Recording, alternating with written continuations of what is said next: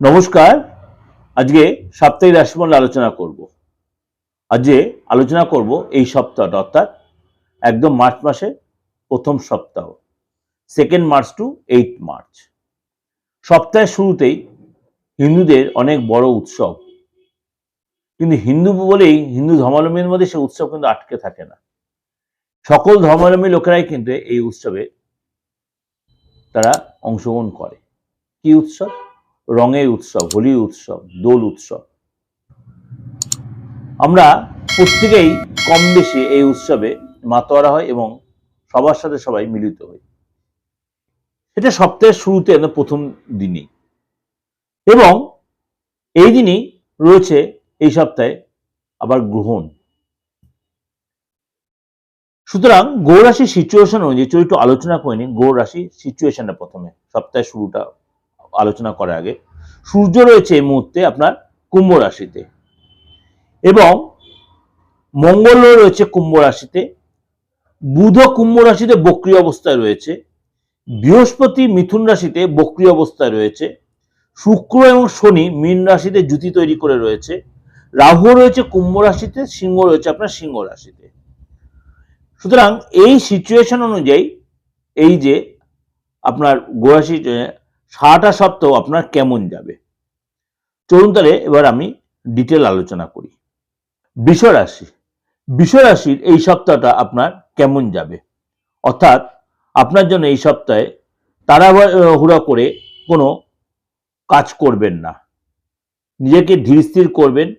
কেরিয়ারের ক্ষেত্রে, বিশেষ করে ব্যবসায় রিলেটেড কোনো কাজে আপনি খুব সাবধানে ডিসিশন নেবেন, ভাবনা চিন্তা করে করবেন, রাগ কন্ট্রোল করবেন, এবং আপনার রাস্তায় চলাফেরাতে একটু সতর্কতা অবলম্বন করবেন। ব্যবসায় আপনার এই সপ্তাহে মিলিয়ে ঝুলে যাবে।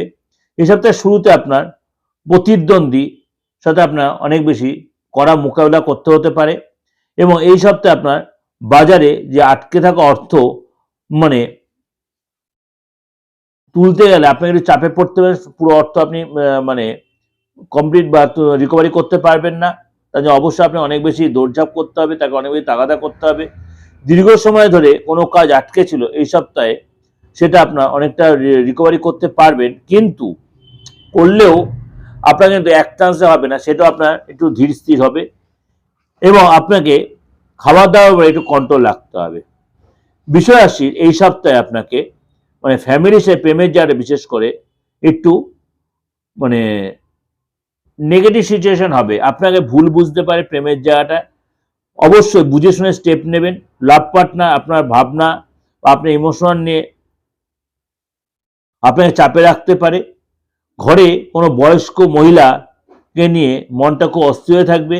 জীবনসাথীর সাথে কোনো কারণে মতভেদ হতে পারে, এবং তার জন্য আপনাকে অবশ্যই নিজেকে ধীর স্থির হতে হবে, তাড়াহুড়া না করাটাই বেটার হবে।